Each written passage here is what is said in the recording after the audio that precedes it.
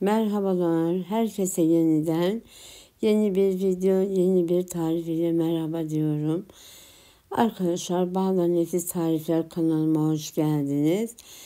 Ekranda gördüğünüz gibi sizlere bugün yine çok pratik ve de çok şifalı bir tarif hazırladım. Tarifim altın süt, mucize sütü arkadaşlar. Şimdi hep birlikte sütümüzü hazırlama aşamasına başlayalım.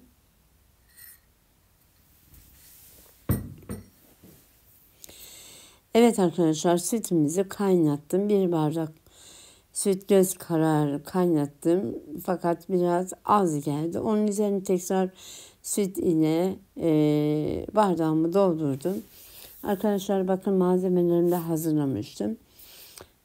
Malzemelerim zencefil, zerdeçal, tarçın ve de arkadaşlar bal. Arkadaşlar bu tarifin, bu karışımın içerisine karabiber de eklerseniz emilimi daha kolay olacak. Fakat ben bugün böyle tarifi sadece bunlarla yapmak istedim. Karabiber ilave etmedim. Gerçekten gribe, öksürüğe, vücut kırgınlığına karabiber de çok iyi geliyor arkadaşlar. Özellikle ben karabiberle olan tarifi de sizlerle paylaşacağım. Evet arkadaşlar, bakın malzemelerimizi ilave ettim sütüme. Bunları daha sonra bir güzel karıştıralım. Arkadaşlar, boğazınızda en ufak bir ağrı, sızı, vücudunuzda en ufak bir kırgınlık hissettiğinizde hemen bu tarifi uygulayın. Birkaç gün üst üste denediğiniz zaman inanın göreceksiniz, hiçbir şeyiniz kalmayacak. Ve özellikle bazı kanser türlerine de çok iyi gelen bir tarif arkadaşlar.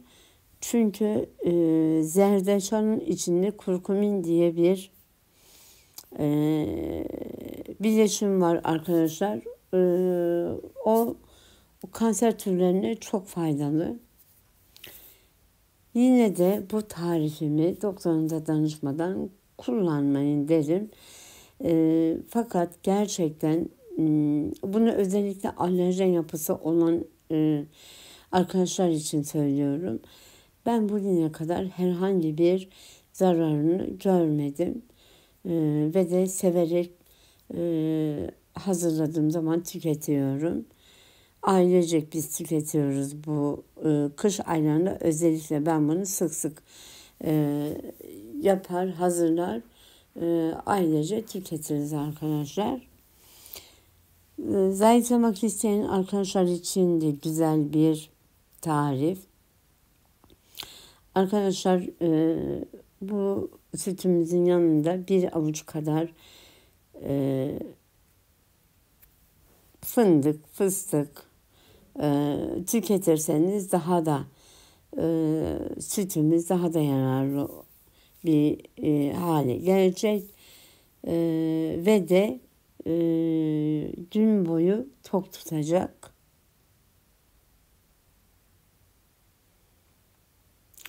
Buraya kadar videomu izleyen bütün arkadaşlara çok çok teşekkür ediyorum. Allah hepinizden razı olsun.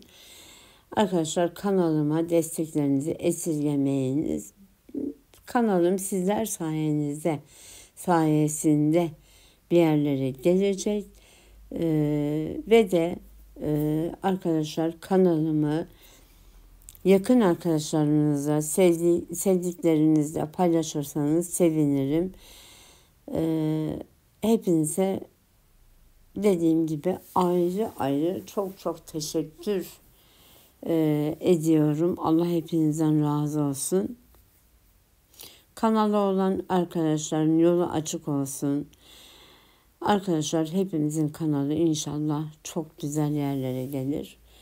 Bunu kalben, içten diliyorum. Emeklerimiz boşa gitmesin. Evet arkadaşlar, yine güzel bir tarifimin, güzel bir videomun sonuna geldik. Arkadaşlar, Allah'a emanet olun.